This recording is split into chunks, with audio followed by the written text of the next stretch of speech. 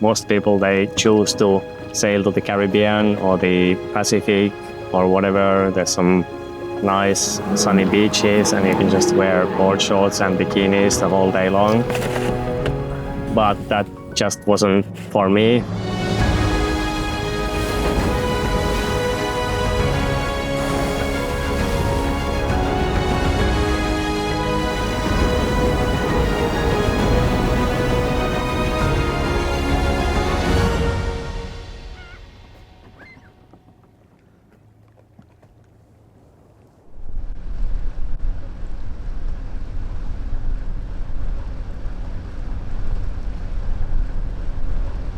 My name is Juho.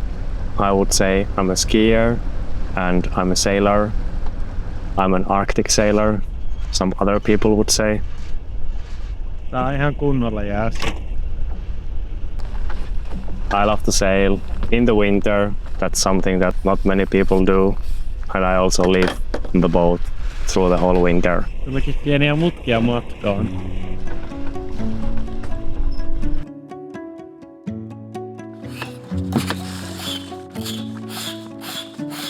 Aamurtiin vielä vähän hakusessa.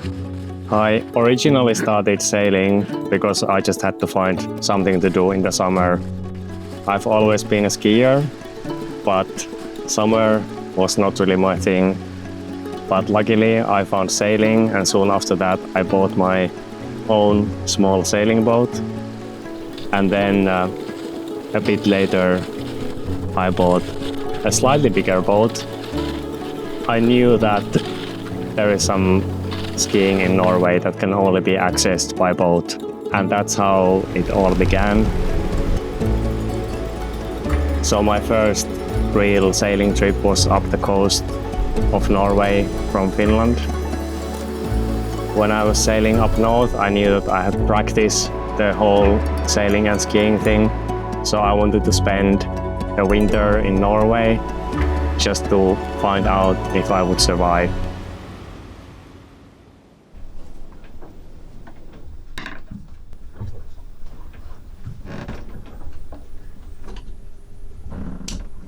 Sunnuntai-ilta. Sylvia on konehuoneessa. Mutta niinhän sitä sanotaan, että kruisailu on veneen korjaamista eksoottisissa paikoissa. When I left from Finland to Norway, I knew how to sail, but I had absolutely no idea how to maintain a boat. Ei täällä kyllä näe mitään. Voisiko se olla jäässä? These are luckily some of the things that you can learn as you go. Täällä on meillä pilssipumpun letku hieman pääsit jäätymään, koska yöllä näköjään on ihan oikeesti pakkasta. Tai päivälläkin. Päivällähän tää varmaan jäätyy. These kind of conditions, a lot of people think that it's absolutely impossible to sail or function in these kind of conditions, but I myself, I think it just takes a little bit time. Everything takes like more time.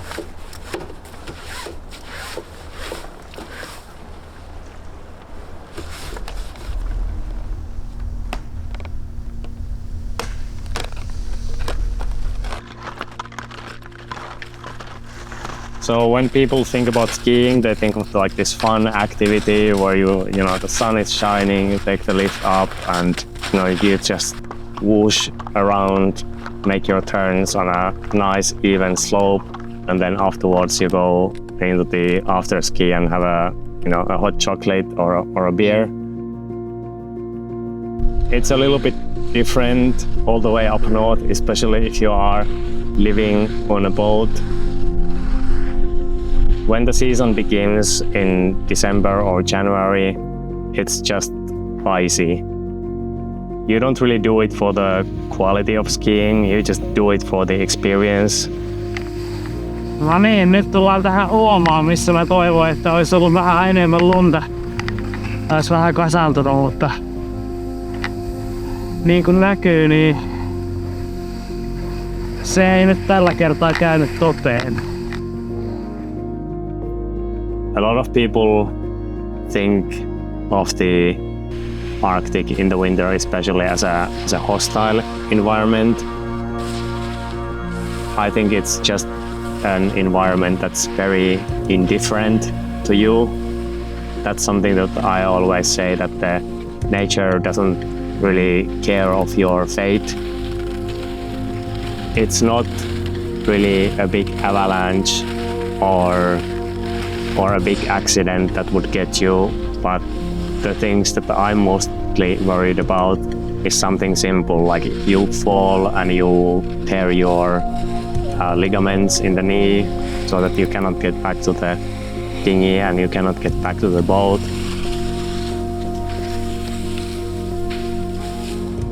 I think I feel like very much at home when I'm on skis though. It's like walking to me. I've spent so many days skiing. I'm more comfortable skiing than sailing actually. If I know that I'm not doing anything crazy, then it's just like taking a walk. Always when I go outside, when I take the dinghy and go ashore, you always see something where you just think like, wow, that's just like really cool. It's just something that you can't get unless you are out there.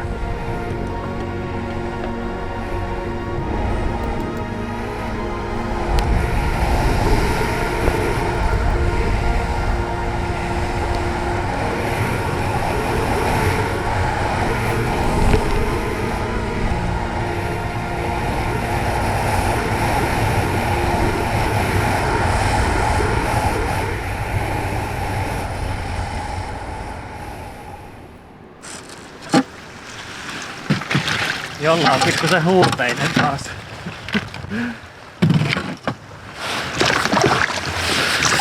Onneksi siellä on ankkurilyhty päällä, niin näkee vähän, että mihin suuntaan pitää mennä.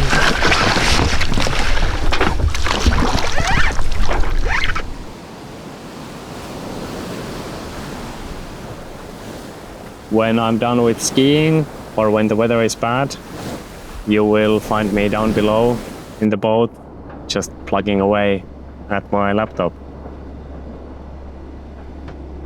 I work as a translator and I also make videos of our adventures. And nowadays, with the advance of the satellite internet, almost everywhere I can be online. I think it's sad, but at the same time, it also allows me to do all of this.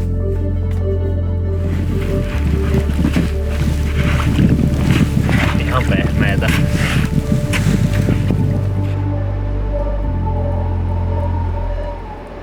During the winter in Norway, I slowly eased into this living on the boat thing.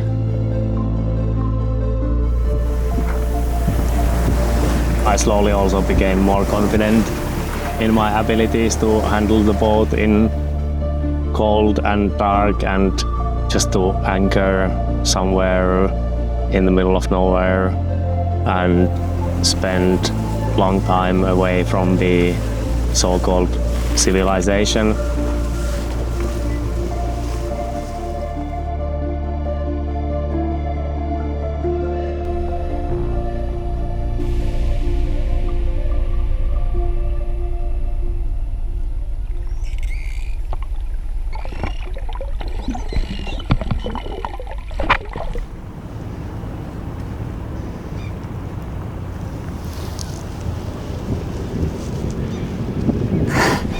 The spring and the summertime in Arctic is very short, but very busy. Everything just comes to life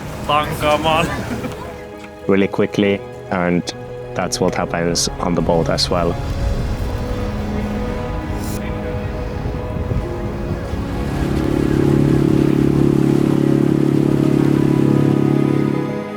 During the winter, I don't have that many visitors to the boat, but in the spring, everyone suddenly just wants to come and visit me, especially because a lot of my friends are skiers, and skiing is the best during the spring.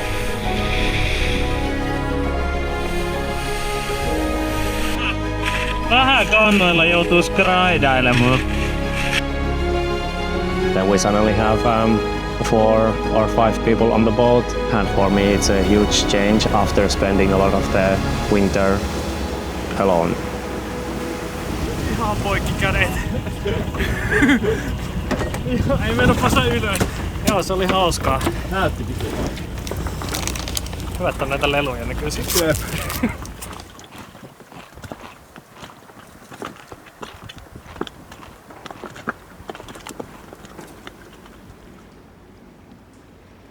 After a successful spring skiing season in Norway, I had a bigger goal in mind. Svalbard for me is kind of like this mystical island that's somewhere far up in the north. If you look at the world map, it is the northernmost place that you can somewhat reliably reach on a sailboat. Sylvia is just a standard fiberglass production boat. It's not really meant for sailing in higher latitudes, but it's still a pretty capable, sturdy boat. So I knew that she would be able to take us to Svalbard as well. When I'm on the boat during the winter and sailing shorter distances, the boat is what I call in this kind of a condominium mode. It's kind of a living space and a living arrangement more than a sailing arrangement.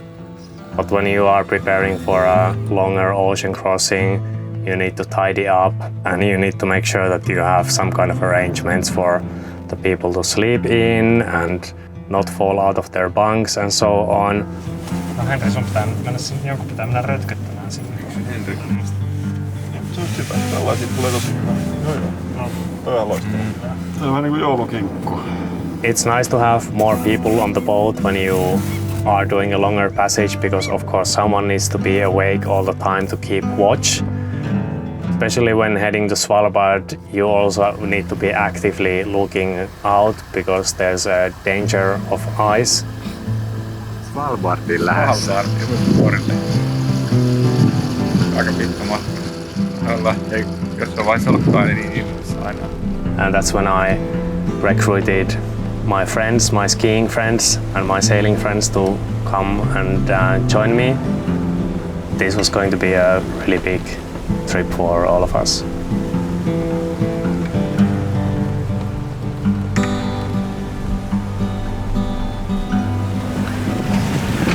Sopiikin makuupussi. Ei kyllä kutsu vielä. Ei oo vielä makuupussi. Ei. Tänään meillä on yökukkujen vuoro heti alkuun. Niin, jep. Meidän pitää olla kyllä aika pitkään hereillä.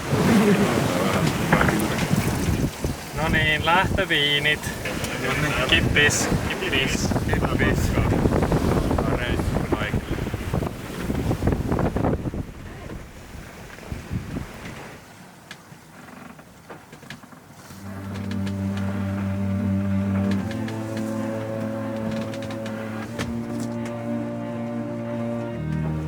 So this was actually my first and longest ocean crossing so far.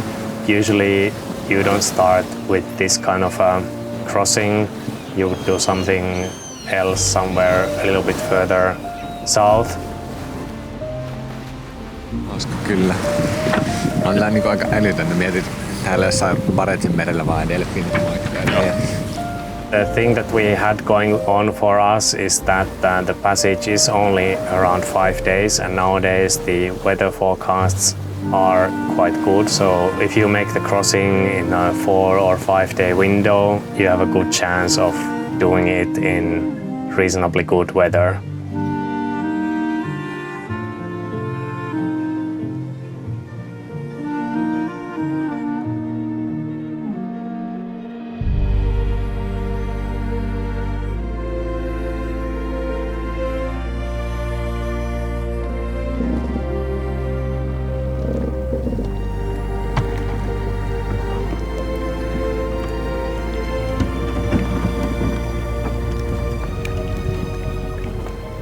Karhu kovaa ajamaan kyllä Sylvialla tämmöstä jääpaskasta läpi.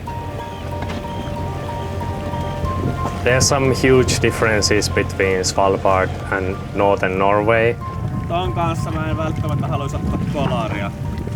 Tuosta on niinku mahdoton sanoa, miten paljon se menee tonne veden alle. Being so far up north, there is a lot of ice, either sea ice or glacier ice coming down from the glaciers. In Norway, you don't have that, unfortunately.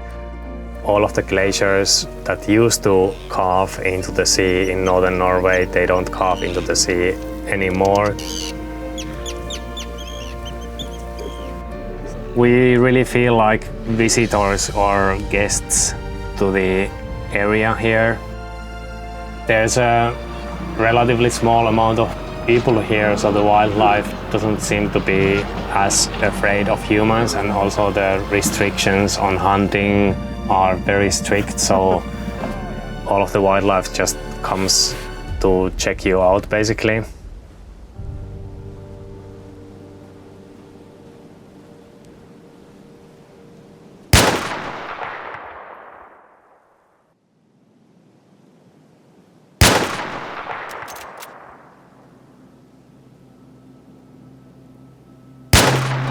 If you want to go on shore in Svalbard outside of the main town, then you are required to carry a high caliber gun with you for polar bear protection. That's like a legal requirement. If you don't have one, they will fine you. None of us are gun owners, so what you do in Svalbard is you can rent a gun, but the gun that they give to you is like a World War II war trophy from the Nazis, and these things are just freaking heavy. It absolutely sucks to have to carry one of them when you are skiing. I mean, sure, if you are just hiking or whatever, it doesn't really matter, but when you are like skiing down and you have it hanging from your backpack, it's not very ergonomic at all.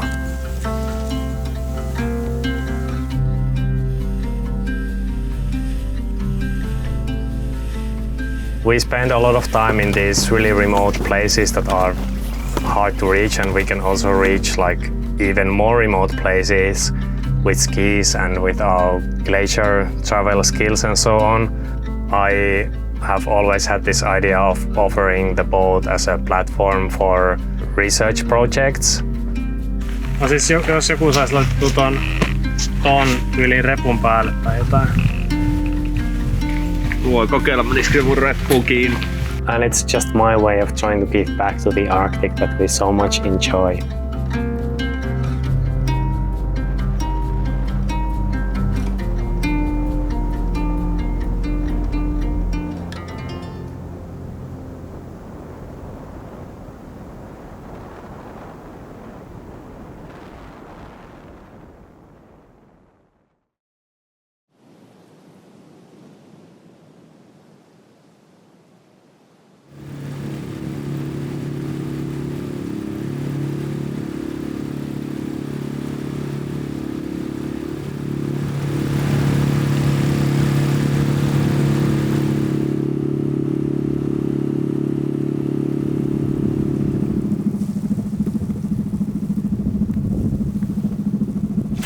Ui saatana!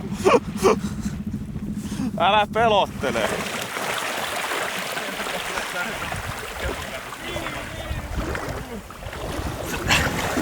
Mennään. Siihen kyllä jää. No niin, kolmannella. 1, 2, 3. Monot pois karabiini!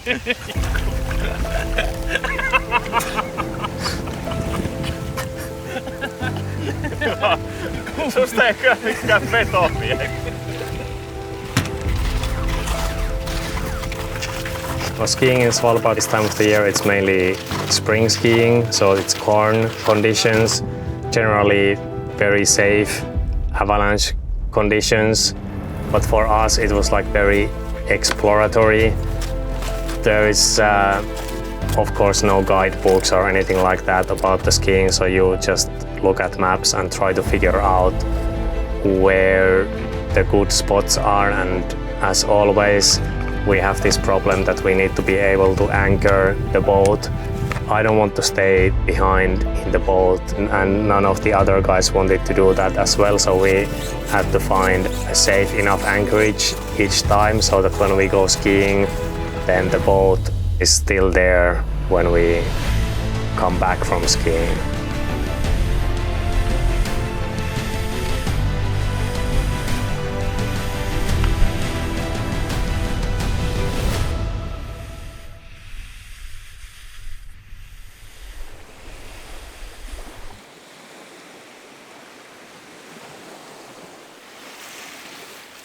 That's always kind of like a one moment of excitement. Just before you get to the shore, you kind of start looking out and checking if the boat is still there.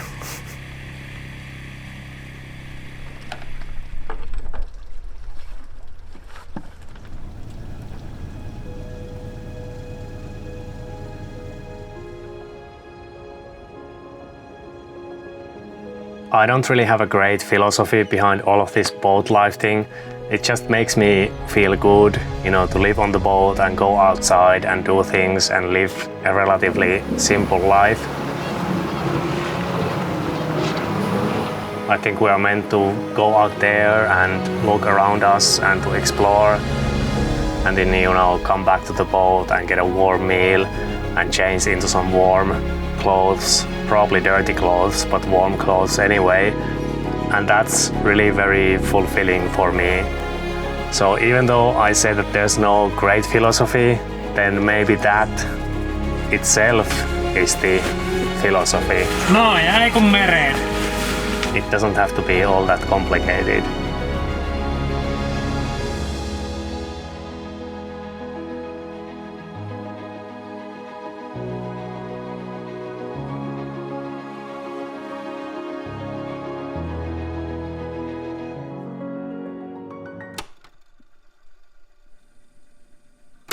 Thank you for watching, and I think I owe you all a bit of an explanation about this video, because as you might have noticed, the footage was actually shot in 2018 and 2019 by my friend Iiro and partly also by myself.